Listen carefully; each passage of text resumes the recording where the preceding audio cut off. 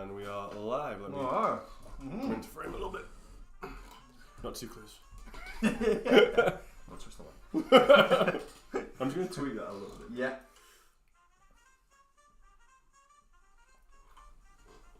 That's good. Okay. So we've got the chat on. Looks like we're good. Welcome back. Yeah, welcome back, everybody. So we're carrying. I'm going to tweet it. Matt is flaring. Right. We're back. We're good? Okay. Welcome back. We are continuing in the Greek Tragedy series. Episode 2. Yeah. Which will be centered on Goodfellas. So, as we looked at last time on Scarface, we're looking at the themes, the two inherent themes around the central themes around the Greek tragedy, the hubris and the amartia. Amartia, Greek falling short. Yeah, well, sin. Yeah, it's in the. So it was a word, as you know, that was used by adopted by the Christians to mean sin. I think originally it's a term in archery, right, that means to miss the center. Yeah. So it means that it's a missing the mark. So in the Christian sense, it's sin because if your behaviors and your actions and your intention aren't directed towards basically communion and theosis, then that's sin because that's on the you're outside. Exactly. But in the traditional ancient Greek kind of sense, I think this is one of the things that Aristotle he said about the tragedies. It's basically the fatal flaw, like the personality defect that brings about the tragedy. Yeah, there's a wedge gets driven in somehow. Things test it, don't they, along the way, and eventually it finds a weakness. It gets into it. It splits it open, and eventually it all just falls to pieces. So we looked at how that worked with Scarface last time. His hubris. We're going to look at Goodfellas tonight. A little bit different. Yeah. There's multiple sort of perspectives that can be read into Goodfellas.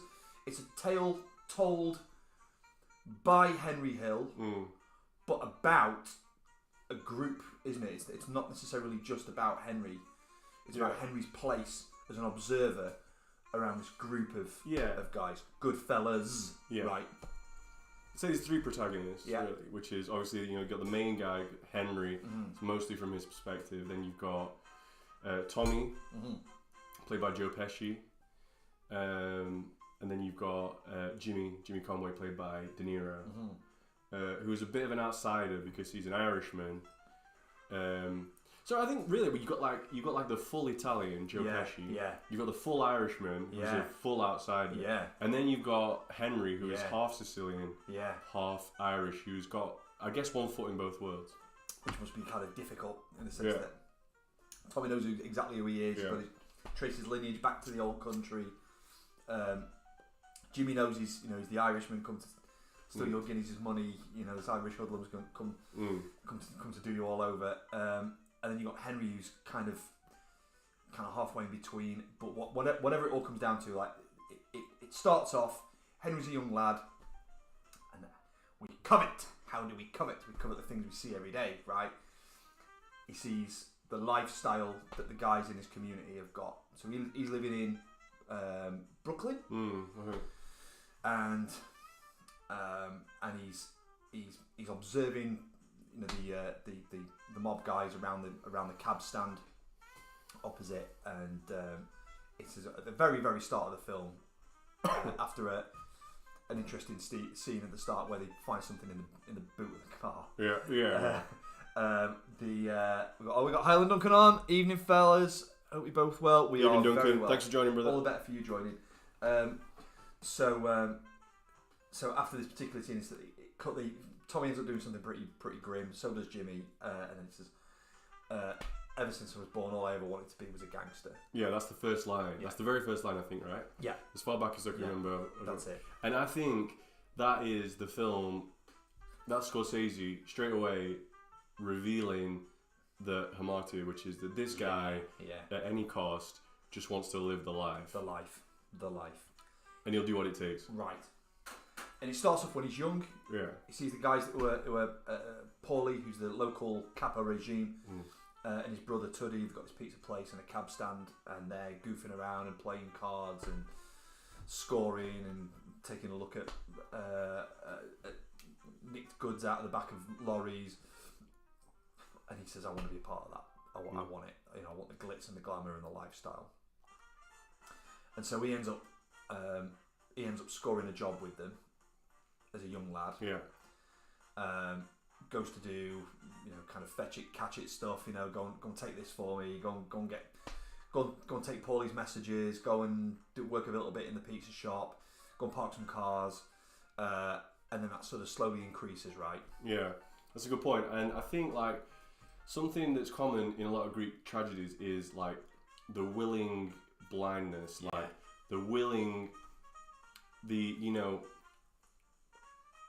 intentionally turning a blind eye to what you can see is a bad thing. So there's so like you said, it starts off pretty, you know, more or less wholesome. He's parking cars, he's sending messages, whatever. Then there's the scene in his childhood where the guy shows up, he's got a finger blown off, and he's working the pizza place and he wastes 8 aprons on this guy. And like that should have been a sign to him, like, ooh, maybe this life is maybe, you know. And then he's torching cars and things like that. So there was definitely points in his childhood where he should have looked at that and been like, ooh. Even right back then. Yeah. Before he gets his first pinch. That's tough. Yeah. Right. So his first pinch, he's out selling cigs out on the street corner. Yeah. He thinks the feds tries to sell some feds. Tries to sell the feds some sticks. And they're not having any of it, and they get getting pinched, and so that's kind of like it's framed like the prelude. You know, it's like at the start of the start of the film, it's just like this little pause scene where he says, "All I ever wanted was to be, as far back as I remember, I wanted to be a gangster." Pauses, and here it's like it pauses at the end of his childhood days, and the abiding words in his ear from Jimmy when he gets out of the courtroom are. You took your first pinch like a man, and you learned the 2 greatest lessons: never rat on your friends, always keep your mouth shut. And then it changes, and then we move into his adult years, and we start at the airport, right, at Idlewild. But up to this point, this is one of the things that I really wanted to dig into, and what I got a lot from watching it last time was that it's kind of a proving ground, even for Paulie. Paulie's the capo regime, but for the area. All we've really seen up to this point is a couple of streets, right? Everything that's happening around a block or two within Henry's immediate vicinity. So it's very family and community oriented. Everybody knows everybody. Everybody knows where people live, and they live with each other. And so the thing about turning the blind eye, that's also around the community. That's a community thing. The Muerta, right? But it's very much. Even though Henry's kind of started to do some quite naughty stuff, it's still a bit of a safe space, right? Even the postman, right? They threaten the postman, and the postman becomes complicit in the whole thing because he won't send mail to his house. And that's kind of a thing that this thing happens kind of with it. There was an inner circle to this, and a safety within that inner circle, within that community. And then as the film develops, he slowly starts to drift further and further away with Jimmy and Tommy out of this community aspect. They start to kind of go it alone. But it starts off in the first act proper. They're at Idlewild Airport, JFK as is now. And airport, they're looking further afield. These are things that are happening outside of the country and into the country. It's a liminal space, a transitionary space. Yeah. Great shout. And he and immediately there's a scene where 2 gentlemen steal his truck, right? And the guy gets on the phone, but it's like the beginning. It's still sort of within the community, but we're starting to expand the group now. We're starting to look at the other wise guys that are around the group. And it's a good point because the truck itself, the big rig, that is another liminal image. Yeah. Because the truck, it's neither here nor there. You know what I mean? It's always travelling. It's got no fixed abode kind of thing. So. Yeah. Just to go back, to the earlier, just a point I wanted to make is I love those freeze shots that Scorsese does because you know, and I think he uses them mostly when he's like telling backstory. Yeah. And I think like if I'm like everybody else, you tend to have these when you think about memories. Some of the memories will be like you'll play like videos, but some you just get these screenshots. Yeah. You get these like still images of memories, and I think like it reflects that really well. Yeah. Yeah. Good shout. And so so we've got this club scene where they go to the bar that they're all kind of traditional patrons of. That they're all again, it's like a community bar. One of their kind of associates owns it and runs it, Sonny.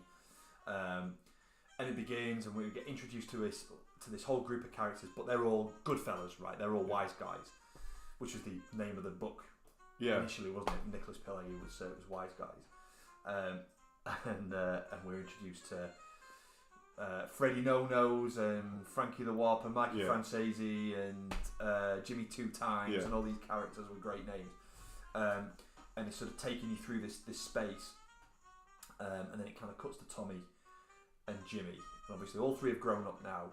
They're all doing guys' work, big guys' work. But just take us through that iconic scene of Tommy. So Tommy, who originally was, he was Spitshine Tommy. Yeah. Right? We'll go into a bit later, but talk us a little bit through that scene with Tommy. Yeah, I think this is another great scene where early on, Scorsese is again he's showing the hamartia, the fatal flaw of the character. So Joe Pesci is like holding court. There's a table, and everyone's kind of sat around the table, and he's sort of at the head of the table. I think there's like he's got a broad, and he's holding court really well. He's telling stories. He's funny, right? Yeah. Like you said, he was on the comedy circuit with Phil Leotardo. Yeah, Frank Vincent. Frank Vincent, yeah. So he knows how to tell a story. He knows how to weave a yarn. He's funny, and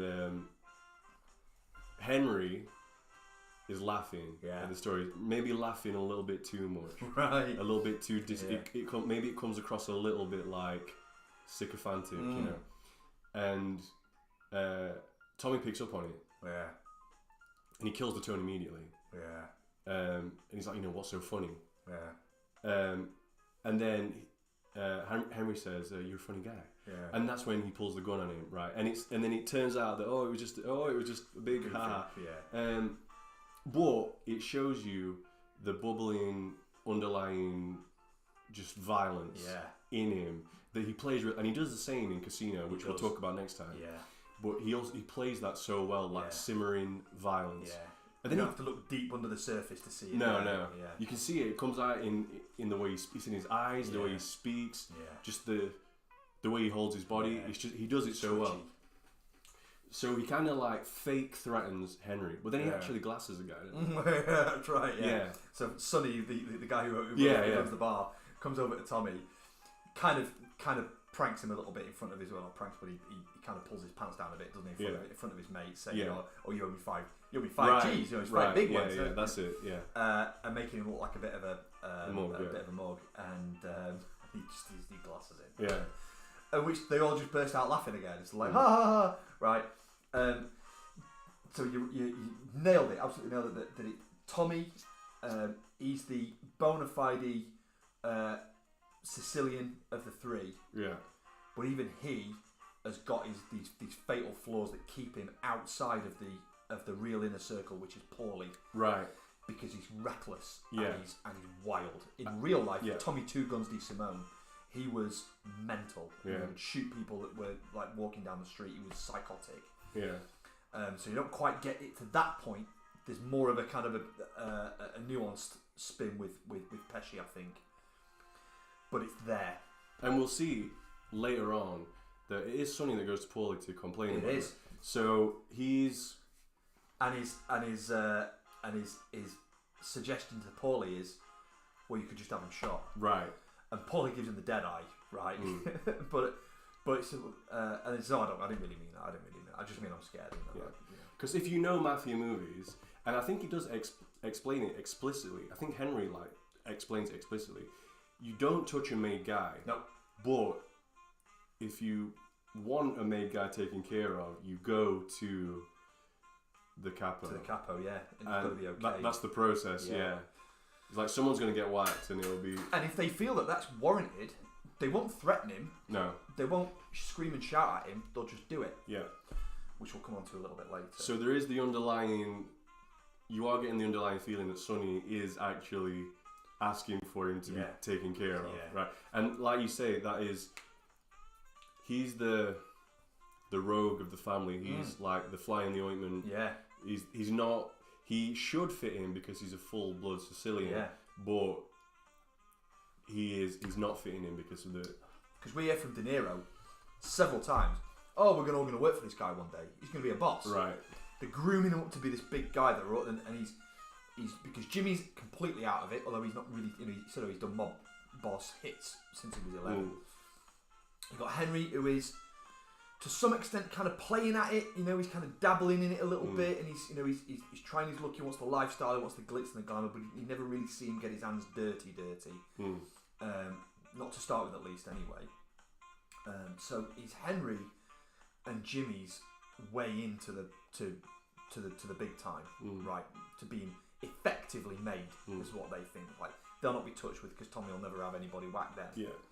So they've hitched their star to him. So, but that's just Tommy's perspective. We then start to learn a little bit about Henry and about Jimmy as things go further in. Right, so sorry, but before we go on, just to take it back, because we've said that when each of the characters have been introduced, like immediately, Scorsese's trying to show you what the fatal flaw is going to be. Now, I haven't thought this all through, but when we first see Jimmy, he's handing out money all the time. I wonder if that has got anything to do with his... Well, I think it is, and it's not necessarily what he does, but what he says. So, this Irishman's come to take your guinea's money, right? There's this natural tension.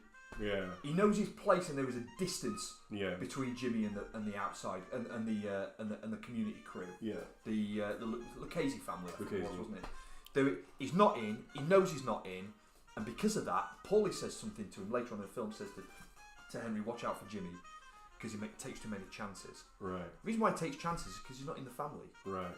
He doesn't have that security. No. And the security is the unit, the community, right? That it's being around it and growing up there, and he isn't. Jimmy isn't even growing up around that area. We don't see Jimmy initially until later. We see Tommy first with Henry, both as young lads. Yeah. It's Jimmy that comes in later and said he was already a legend. Yeah. He was already doing hits. He was already making scores. They called him Jimmy the Gent. They gave it up no problem, and he used to get the people, used to get the drivers in on it. But it was reckless. So even then, it's hinted, and then it's later we get into Henry's caper, and it starts off with Karen. So interesting when you say about lifestyle and turning a blind eye. Exactly. Because I think this is prime example. I think this is a great shout. That he hits it off with this Jewish girl. Yeah. That eventually he starts off by standing up. Right. So he's only there with this girl to double date her because the prejudiced against Italians. Yeah, the Jewish girl that Tommy wants to go out with will not go out with him alone. Only in company. So she fixes him up with Karen, played by Lorraine Bracco, who will ultimately marry Henry. Right, and on the upon standing her up. He goes into the goes out partying. Karen goes to the club, and Karen's not having any of it. She finds where he is. She gets Tommy to take her to go and see him, and he's outside, and she starts yelling and digging into him. For guys who've got a bit upstairs, thinking, this dame likes a lot of drama. It's not for me. He kind of loves it. Yeah. It kind of switches something on with Henry. Much in the same way that the scenes later when Henry goes and sorts out this guy who's been touching Karen up, and Karen quite likes it when he goes to straighten him out and he hands her a pistol. Right, exactly. A revolver with blood all over it. So there's two really big willful blind moments, and one of them is the gun. So this guy that she's known for a long time lives across the road. He, makes some unwelcome advances. So Henry goes and pistol whips him. Yeah. to within an inch of his life. And then in front of his mates. Yeah. And then he gives Karen the gun to hide. And she even says, like, most girls, I think, would have cut and run at this point. But she hides the gun. The other point is when he takes her on their first solo date. Yeah. After she makes the scene, on the street. Yeah. And she sees that he can cut the line. Yeah. They'll immediately bring out a table for him at the front. Yeah. Everyone's toasting him. Yeah. And she is loving every second of it. And she asks what kind of work he's in. And he tells her construction. Yeah. He's a union delegate. Yeah. And it's obviously a lie. Yeah. It's a clear lie. But she presses it very softly and then drops it. Yeah. Because she's just intoxicated by the status and all the glamour of it. Yeah. She's willing to push that to one side to get what she wants. And then she's a little bit more explicit, even a little bit later. She's like, "Oh, the blue collar guys, and they're just enterprising, and they're making a quick kind of buck or two on the side." Exactly. Yeah. And if I just kind of ignore like the really bad bits of it, like I'll just pretend it doesn't exist and it'll just go away. And that sort of two-sided relationship between Henry and Karen is kind of a feature. You can't really distill the one from the other. Yeah. It's all about the kind of the drama with them too. It's a good point. And like to go back to the whole like family and unity and security thing. Henry has to pretend that he's a Jew to marry her. Yeah. And that lasts for a while until we find out that after they've been married, like her mum says he's not even a Jew. Yeah. You don't know what these people do. So it's clear that it's come out by that point. Yeah. So there's discord there. Yeah. And then we also see that Karen doesn't really fit in with the mob wives. Right. Yeah. She's saying, I couldn't live like that. Yeah, yeah. They look terrible and like, they've got loads of makeup on and wear crap clothes. Yeah. And get on each other's nerves and you're right. So both of them are outsiders in their own way. Yeah. That are sort of locked into this willful blindness and this kind of ideal that they've tried to sort of create within their own minds, within their conjoined conscience. And that takes us up to. Is it worth going to the first real sort of slip up, if you like, with maybe with bats? Yeah, that's a great scene. Yeah. So Tommy walks through. Tommy's and Henry and Jimmy are all in Henry's club. Yeah. Having a drink, having a good time. Tommy walks in and sees with a girl and sees Billy Bats, a rival family, who's Gambino crew, but they weren't at odds. They were fairly. They were on fairly good terms with the Cages and the Gambinos, I think, at least at that point, because there's no beef between them. It was this that causes the beef, or at least starts the beef off. He walks through the door and he immediately goes, "Oh no!" Yeah. In comes Tommy. Oh! Yeah. Get over here! And he's mithering him, and he's going out of his way. So Billy's got out of prison. He's with a couple of his sort of acolyte mates, isn't he? And he's like pouring at Tommy, and clambering all over him, and really trying to sort of demean him. And he doesn't bite to that point to start with. No. The behaviour, he kind of lets it go, and he tries to kind of pie it off. Yeah, he just wants to go back. Clearly, just wants to go back and drink with Henry and Jimmy. And he won't have any of it. Will Billy? So what does Billy do next? How does he get a rise out of Tommy? So, well, first of all, he mentions get a couple of drinks for these Irish hoodlums, isn't he? Yeah, so, that's right. So, and he's referring to Jimmy and Henry. Yeah. So straight off the bat, he's calling out the the differences and the fact that he's. Fully Italian or whatever, and these guys aren't. Which is a hint that I'm made and you're not. Yeah. In so many ways. So straight away, he's creating tension, right? And then I think, isn't it Jimmy that says there's only one Irish? Yeah, here? That's right. So he's acknowledging it, but he's trying to squash it straight away. Anyway, then Billy mentions that Tommy used to shine shoes. Yeah. and disparagingly. Yeah.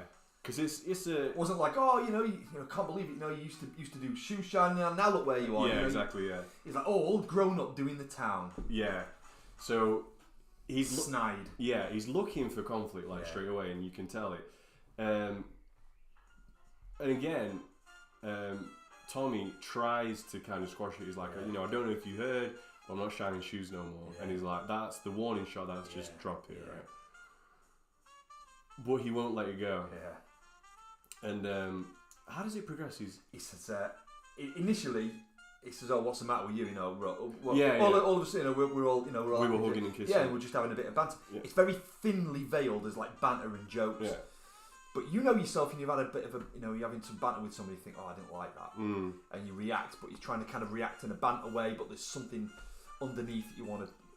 It wouldn't take much. Yeah. For it all to go up. And so initially he says it's almost like kind of like say it's a warning shot, but he says, "Oh, I didn't know you were joking. Maybe so I don't hear something. I didn't know. I'm sorry." He doesn't say, "Oh, well, I'm sorry too. Forget about it." Yeah, and that could have been the point where it just got squashed. Yeah.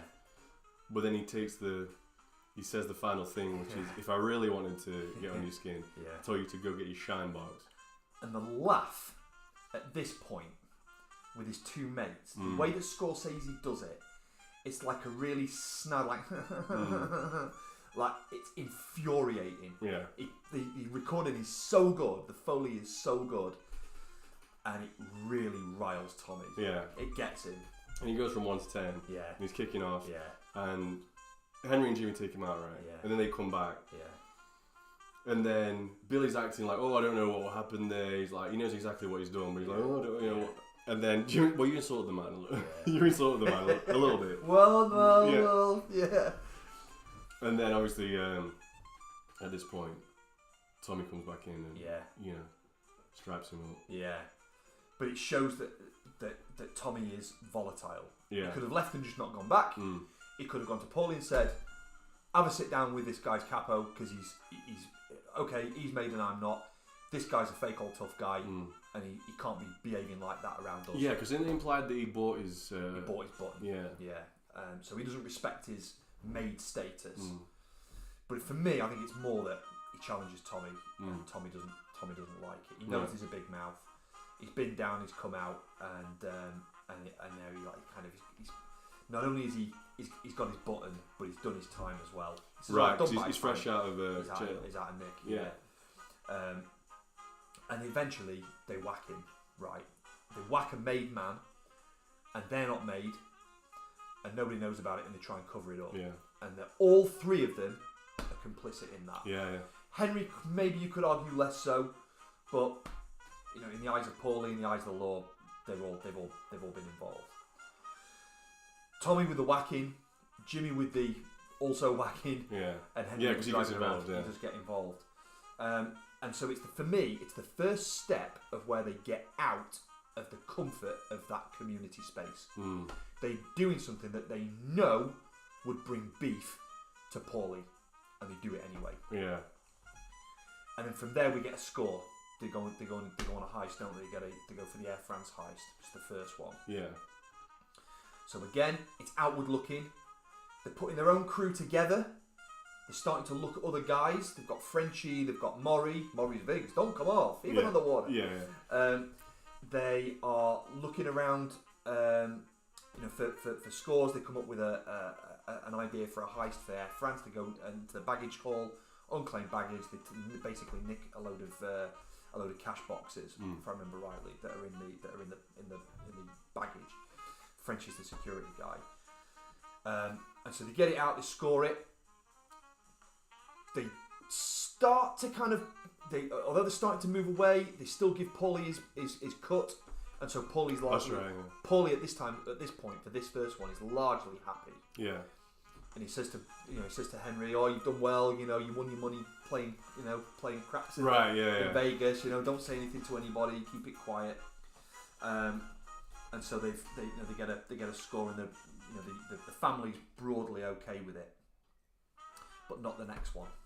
No. So this is where I think where the hubris starts to ramp up for all three of them. Right. Yeah. Because not only have they whacked a made guy and in their mind got away with it, although they've had to move the body, they've kind of broadly got away with it. They've also made a score which was outside of the family, but brought the family in by paying Paulie off to give him his tribute.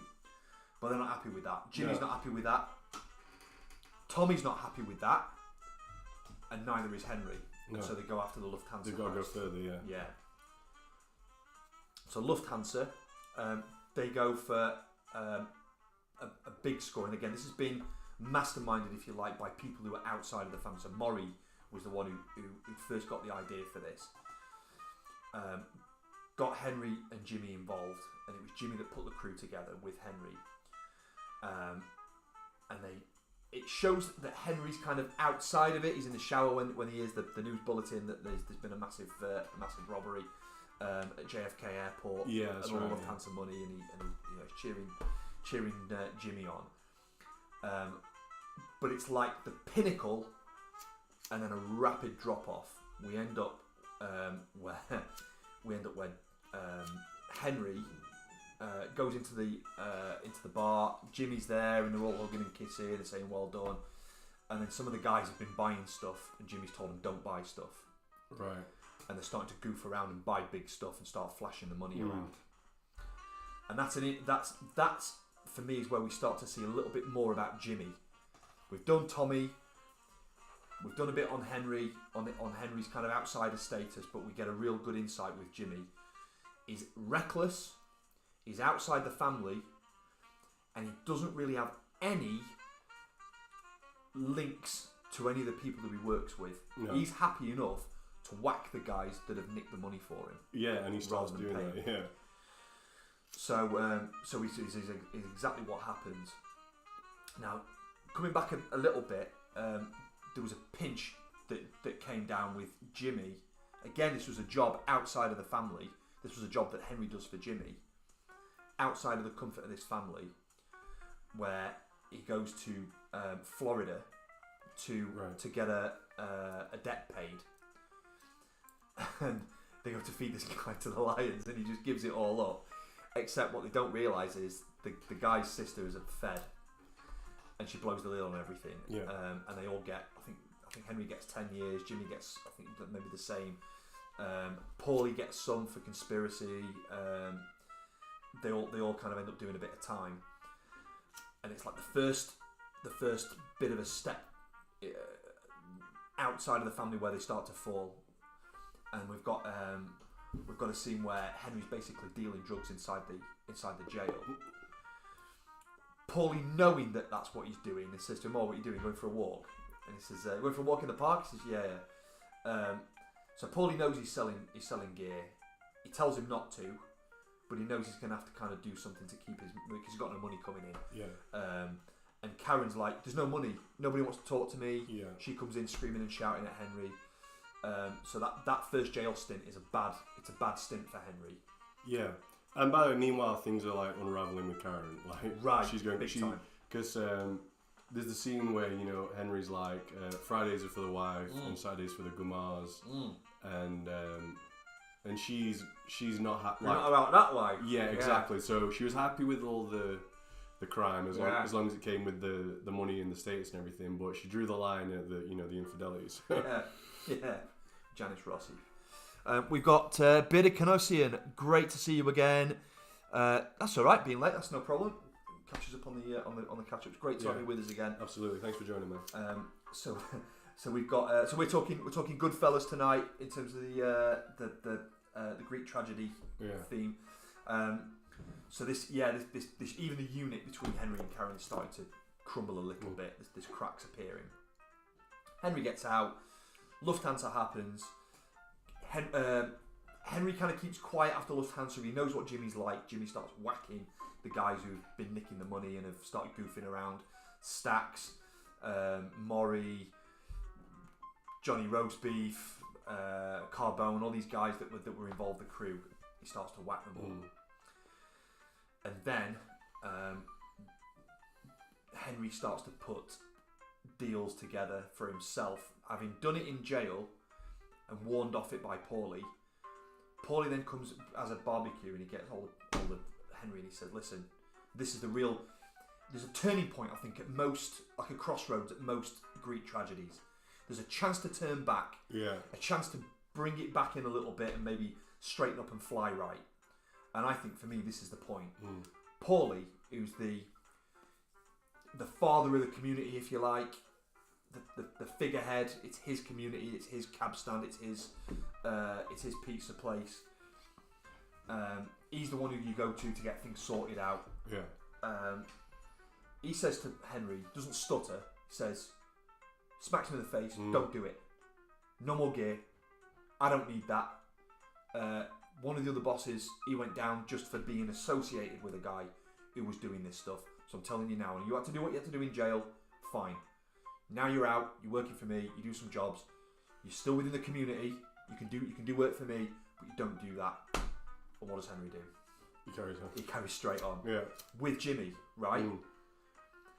And even Tommy is involved. So Tommy, Jimmy, Henry, they're involved in their own little side hustle, which has now stopped being a side hustle and it's basically started being a full-time job, which is flying gear in from Philadelphia. It's got nothing to do with the family. It's got nothing to do with Paulie. So he's out on his own.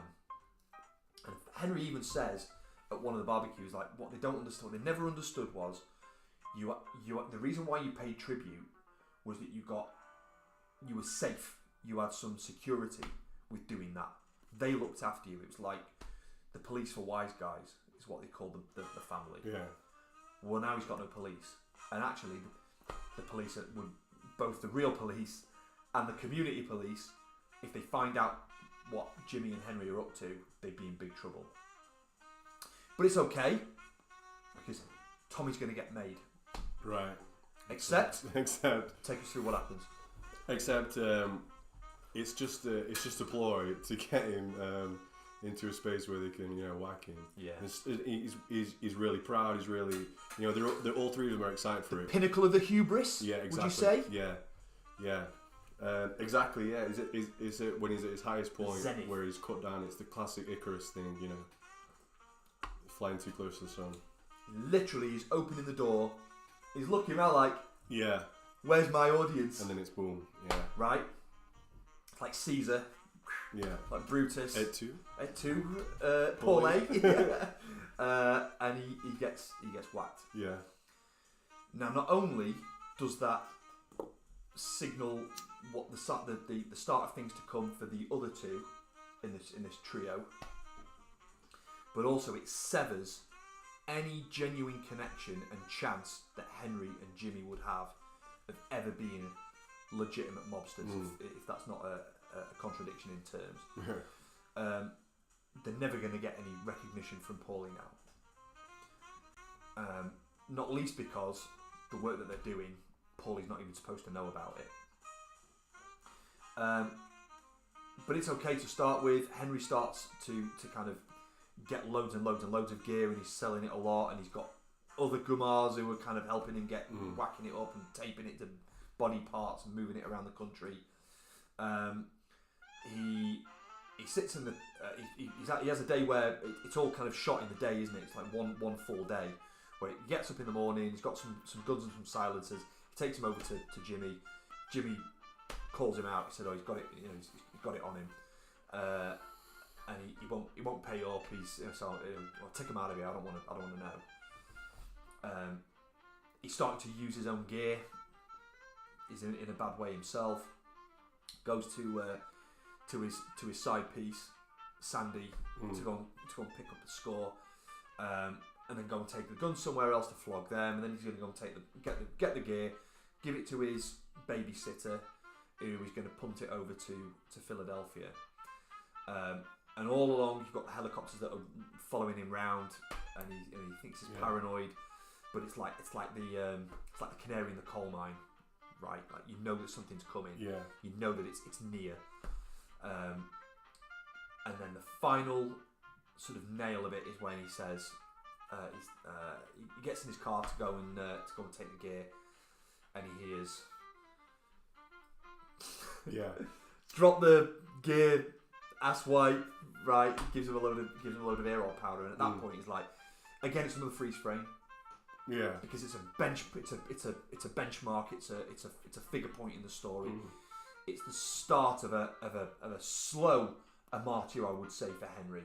Henry's isn't instant like Tommy's, or over a space of a couple of months like Jimmy's would have been. But is a slow, gradual decline. But he says, if that had been wise guys, if that had been made guys, I would have never heard a word. I'd have just been dead. Yeah. So now, he's been pinched by the feds, the narc cops, so he knows that he's facing a long stretch now, probably 20. It's outside of the family. He's been specifically warned by Paulie not to get involved. So he's either going to jail and he's going to be in with made guys who are going to want to whack him, or he turns state witness, but he could still, and therefore he becomes a rat, and so he's still at risk of getting whacked. So at this point, he chooses eventually to become a rat. And he breaks the cardinal rules that Jimmy gave him, which is never rat on your friends, always keep your mouth shut. Yeah.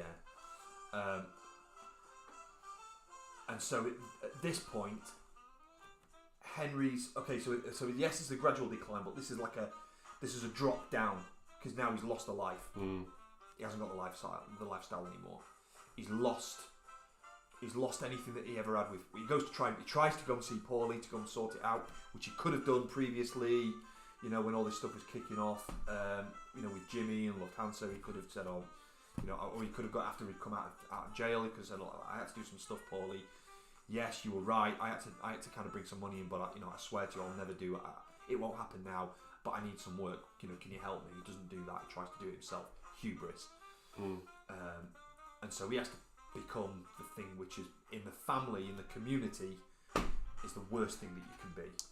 Yeah, and to try and tie it to like a classic Greek tragedy parallel, it's maybe a bit like Oedipus Rex. Like Oedipus Rex, he's like, oh, you're gonna kill your daddy and you're gonna, get down with mommy. Yeah. And so he runs away from that fate, but it happens anyway. Yeah. So, Henry's been ignoring all these signs, these prophecies that things are going to go bad for you. I'll just keep doing my thing. I'll run away from it. And then, when Oedipus realizes the fate that he tried to run from has befallen him anyway, blinds himself, right? So he's become he doesn't die, but he's become this lowly figure. Yeah. And it's the same with Henry. He's ratted out. He's become this. He's lost any status that he had. He's gone. He's this lowly figure. It's like he's tried all his life to not be an outsider. Yeah. But he said, it's like you're part of something. So why we called each other Goodfellas. Like you were part of a crew. Yeah. You meant something to somebody. That's a great point. That's a great point. He's tried so hard to fit in. He's got this, mixed heritage. It doesn't really allow him to be a full member, but he's tried so hard to be, as made as he possibly can be. But in the end, the very thing that he wanted is completely taken away. Yeah. And so there's a final scene where it sums up where he basically has to rat Jimmy, Paulie, who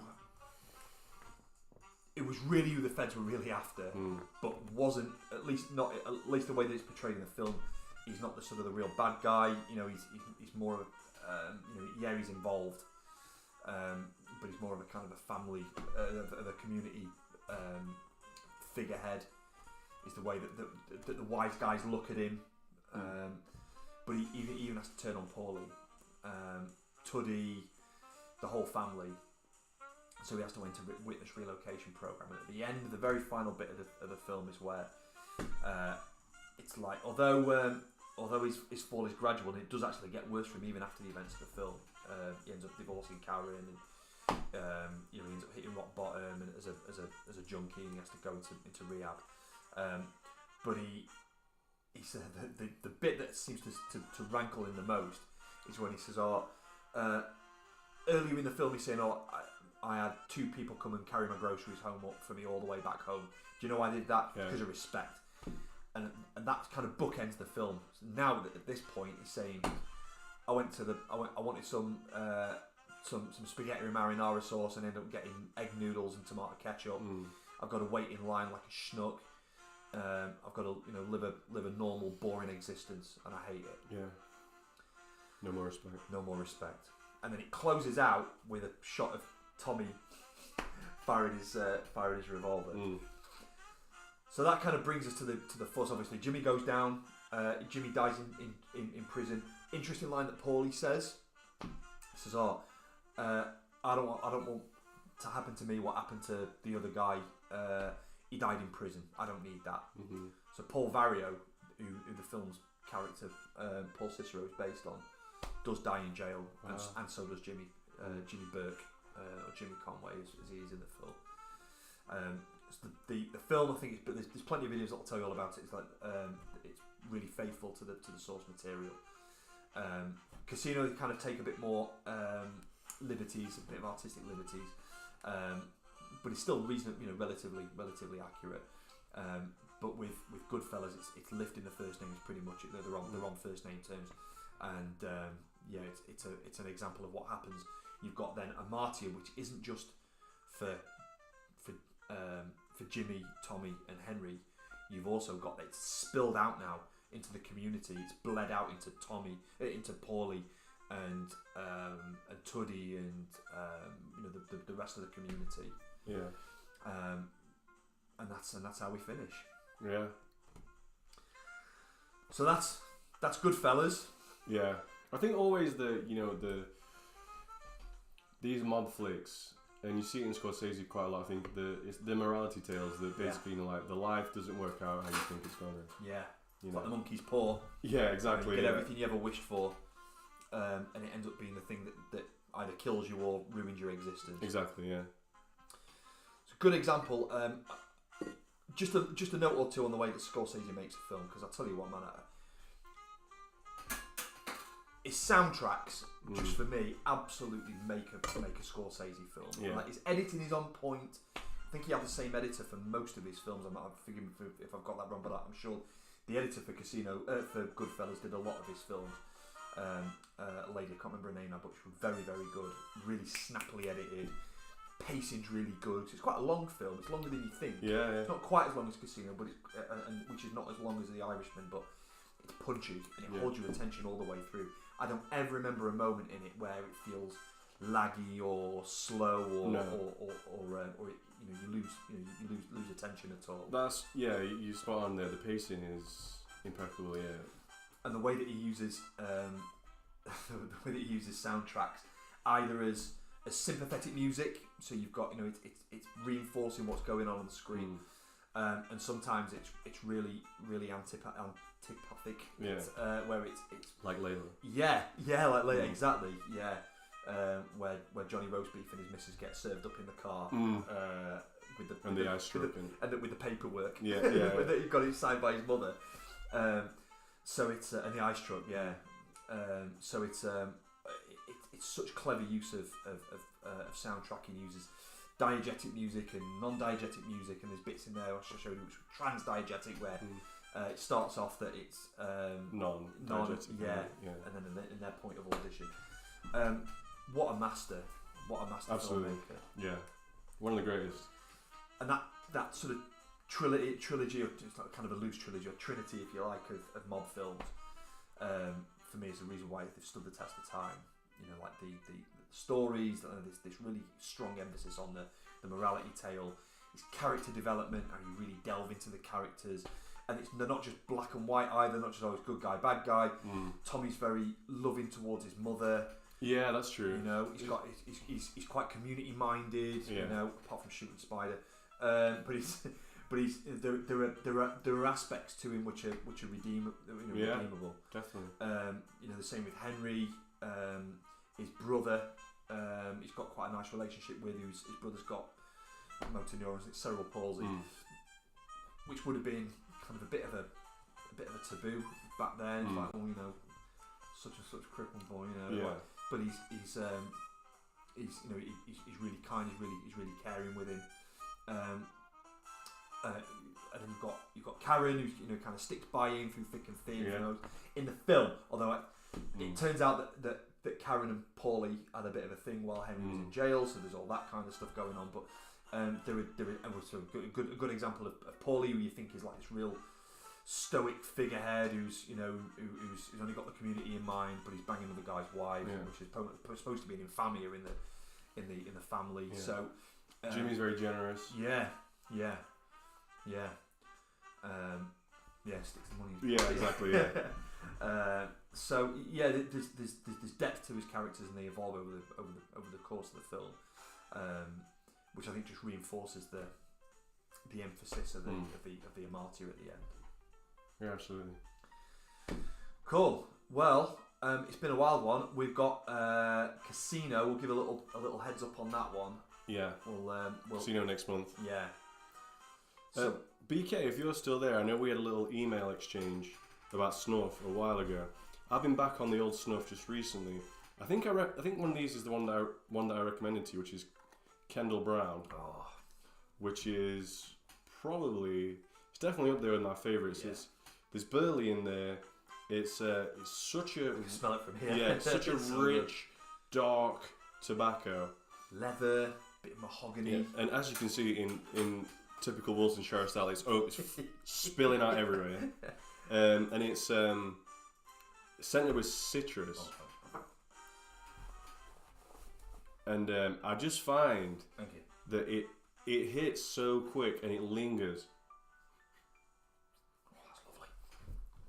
Yeah, and it's just loads of chocolate, loads of leather, and then that nice hit of I think it's orange. Orange, yeah. Chuffing, like snuff everywhere. But yeah, I'm pretty sure I recommended this one to you, and I don't know if you tried it, but I'm back on it lately, and love the grind on Kendall Brown. I think it's just right for me. Not too fine and not too coarse. Yeah, and it's it's not overly dry either. There's a bit of moisture. Yeah. Chuffing up. Yeah, there's a bit of moisture to it. It's I think like you said, in terms of grind and moisture, it's like a good halfway between. It's really nice. I love the flavour. It lingers. Especially if you're drinking a hot drink. You got coffee, and when you take the sip and the steam goes, it like reawakens it. Yeah, you get to play it again. So it's good. lovely. Hot buttered toast, I think, was a nice one that I used to quite like. But the SPs are great. The SPs are great. Tom Book is another one of my favourites. That's like a classic SP style. Yeah. Gran Cairo. That's a bit more lemony, but it's still got the kind of Spanish floral. But the Gran Cairo is great. Yeah. Very nice. And I did pick up. So I got the German one. Lola Prisa. Oh yeah. Which is menthol, and that was quite nice. And I got I picked up some from Cigar Snuff Parlour in Covent Garden. The Jock Mixture. The Jock Mixture. Yeah, that was very good too. Yeah. So I'll have to break. Have you got through that yet? No. There's a lot. That was a big tin. Was it like a 7 gram tin or something? It was massive. Yeah, it's a colossus. Yeah. But we'll have another crack at that. BK says, I did recommend it and it was great. Actually carrying Jock's choice at the moment. Move. Appreciate your recommendation, game. Yeah, no, you're absolutely good. You're welcome, man. I'm glad you've been enjoying it. It's just, it's a really nice, quick way just to take a little break and just get a quick two. That you can have anywhere. Exactly. Go to a meal, go to a coffee shop, go to a restaurant, go to a bar, whatever it is. You don't have to go out anywhere. It's just about getting a bit of vitamin N and a nice bit of flavour in a different way. Yeah. Very English. Yeah. Yeah, I like that. So so we'll look ahead to Casino. So we're gonna again pull out the themes. This time it's more centered around Robert De Niro's character as the casino boss, with these like figures that he's got in orbit, these periphery figures that kind of come in and out of his life. But key is Nikki is sort of strong man, Ginger, his wife, and then all of the kind of the drama that those guys create around them. For me, I think Casino is the stronger of the Greek tragedy elements. If not Greek, it almost reminds me of like an aria, like an opera. even sort of leads, he bookends the film with an opera piece, like this big tragic opera. Not go too much into it for tonight. We'll leave it for next time. I do think in Casino maybe the downfall is a bit more protracted. It is, yeah it is, and more severe in a lot of cases. Yeah. Some parallels with it rhymes, I think, is the best way to say with Goodfellas.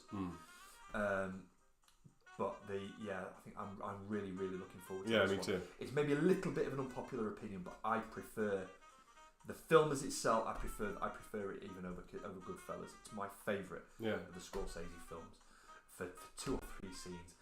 Joe Pesci just absolutely runs it. He's brilliant. So that'll be for next time. Yeah, absolutely. In the meantime, we've got some more Took to go at. We've got some more Woodford Reserve to go at. I've got half a bowl of C&D Briar Fox with a pinch of Connecticut Broadleaf. And we'll go and get through that. And actually, if anyone is interested, after this, we're going to shoot a quick video in response to, I don't know if anybody caught it, the Jordan Peterson versus 20 Atheists video, which was about a week old now. But we're going to do a little response to that. I'm going to post it to my channel, but I'll link it on the community in case anyone's interested to this, to Sweet Galenas. So, yeah, that's coming out. Looking forward to it. Yeah. Good. Right, thanks for joining in.